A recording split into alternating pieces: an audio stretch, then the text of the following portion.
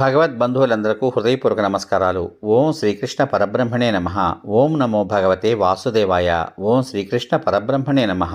వచన భగవద్గీత కార్యక్రమంలో భాగంగా ఈరోజు మనం శ్రీమద్ భగవద్గీతలోని 17వ అధ్యాయమైన శ్రద్ధాత్రయ విభాగ యోగములోని అన్ని శ్లోకముల యొక్క వచన భావాన్ని విందాం.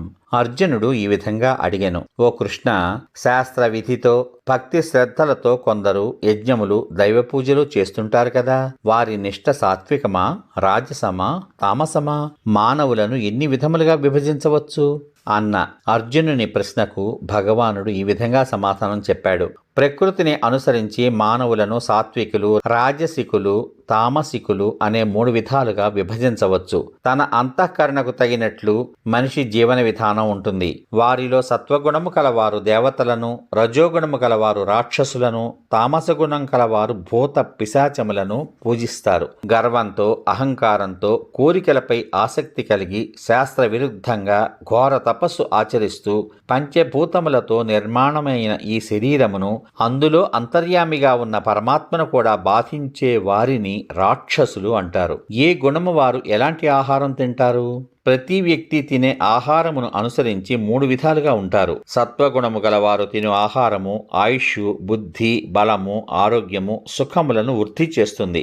ఉదాహరణ, రస అనగా పాలు, చక్కెర, స్నిగ్ధ అనగా వెన్న, నెయ్యి పదార్థములు మరియు సహజంగా మనస్సుకు ప్రీతికరమైన పదార్థములు సత్వగుణం గల వారికి ప్రియమైనవి. చేదు, పులుపు, ఉప్పు, కారము, మిక్కిలి వేడి వస్తువులు, మాడిన పదార్థములు, దాహం కలిగించేవి, దుఃఖము, చింత, రోగము కలిగించే ఆహార పదార్థములు రాజస గుణం కలవారికి ఇష్టం. సరిగ్గా ఉడకనివి, పండ్లనివి, రుచిహీనమైనవి, చెడు వాసన వచ్చేవి, పాసిపోయినవి, ఎంగిలి వస్తువులు, నిషిద్ధ మరియు అపవిత్రమైన పదార్థములు మొదలగునవి తామస గుణం వారికి ఇష్టమైనవి. మరి యజ్ఞములు ఎన్ని రకాలు? శాస్త్రోక్తముగా ప్రతిఫలాపేక్ష లేకుండా కర్తవ్యముగా భావించి చేయబడిన యజ్ఞము సాత్విక యజ్ఞము. నిష్ఠ లేకుండా ఆడంబరం కొరకు ఫలితం ఆశించి చేయబడు యజ్ఞము రాజస యజ్ఞము. శాస్త్ర విరుద్ధముగా అన్నదానము లేకుండా, మంత్రవిహీనమైనది, దక్షిణ లేకుండా, శ్రద్ధ లేకుండా చేసే యజ్ఞము తామస యజ్ఞము. తపస్సు ఎన్ని రకాలు? దేవతలను, బ్రాహ్మణులను, గురుజనులను, జ్ఞానులను సేవించుట పవిత్రము, నిరాడంబరము, బ్రహ్మచర్యము, అహింస అనునవి శారీరక తపస్సు. ఉద్వేగము కలిగింపనిది, ప్రియమైనది, సత్యము, లాభము కలుగునది, యథార్థమైన మాటలు, అలాగే వేదశాస్త్రములు పఠించడము, నామజపము మొదలైనవి వాక్కునకు సంబంధించిన తపస్సు. మానసిక ప్రశాంతత, శాంత స్వభావము, మౌనము, ఆత్మ నిగ్రహము, అంతఃకరణ శుద్ధి మొదలైన వాటిని మానసిక తపస్సు అంటారు. ఫలాపేక్ష లేకుండా మిక్కిలి శ్రద్ధతో శారీరక, వాక్కు, మానసిక తపస్సులను ఆచరించుటను సాత్విక తపస్సు అంటారు. ఇతరుల నుండి గౌరవము, సత్కారము, పూజలు అందుకొనుటకు స్వార్థ ప్రయోజనము ఆశించి చేసేది రాజస తపస్సు. ఇది శాశ్వతము కాదు. మొండితనంతో తన మనస్సు, వాక్కు, శరీరములను బాధ కలిగించున్నది. ఇతరులకు కూడా కీడు కలిగించేది అయిన తపస్సు తామస తపస్సు అంటారు. దానం ఎలా చేయాలి?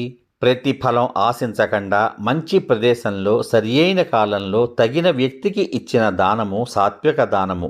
ప్రతిఫలము ఆశించి ఒత్తిడికి లోనై బాధపడుచు విసుగుతో చేయబడిన దానము రాజస దానము. దానం పుచ్చుకొని వారి ఎడల గౌరవం లేకుండా, తృణీకార భావంతో, దేశము, కాలము అనే ఆలోచన లేకుండా అయోగ్యులకు చేయబడిన దానము తామస దానము. ఓం తత్ సత్ అనే పదాలను ఎప్పుడు ఉపయోగించాలి? ఓం తత్ సత్ అను పదములు పరబ్రహ్మను సూచిస్తాయి. ఆ పరబ్రహ్మ నుండే సృష్టి ప్రారంభంలో వేదాలు, బ్రాహ్మణులు, యజ్ఞములు ఏర్పాటు చేయడం జరిగింది. అందుకని వేద మంత్రములు పఠించువారు యజ్ఞము, దానము, తపములను నియమానుసారముగా చేసేవారు ఎల్లప్పుడూ ఓం అను పరమాత్మనామమును ఉచ్చరిస్తూ ప్రారంభిస్తారు.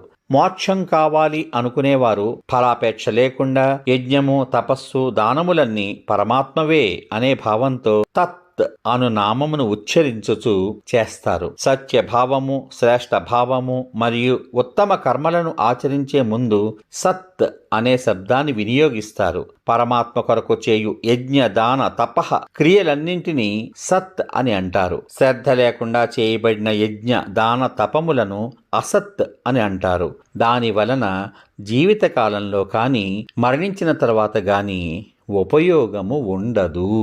ఈ విధంగా ఉపనిషత్తు, బ్రహ్మ విద్య, యోగశాస్త్రము, శ్రీకృష్ణార్జున సంవాదము అయిన శ్రీమద్ భగవద్గీత యందలి శ్రద్ధాత్రయ విభాగ యోగము అనే 17వ అధ్యాయము సమాప్తము. ఇంతవరకు మీరు వచన భగవద్గీత కార్యక్రమంలో భాగంగా శ్రీమద్ భగవద్గీతలోని 17వ అధ్యాయమైన శ్రద్ధాత్రయ విభాగ యోగము అనే అధ్యాయంలోని అన్ని శ్లోకముల వచన భావాన్ని రేపటి వచన భగవద్గీత కార్యక్రమంలో శ్రీమద్ భగవద్గీతలోని చిట్ట చివరి అధ్యాయము మరియు 18వ అధ్యాయము అయిన మోక్ష సన్యాస యోగములోని అన్ని శ్లోకముల యొక్క వచన భావాన్ని వింటారు. ఓం శ్రీకృష్ణ పరబ్రహ్మణే నమః. సర్వే జనా సుఖినో భవంతు. ఓం నమో భగవతే వాసుదేవాయ. శుభమస్తు. స్వస్తి.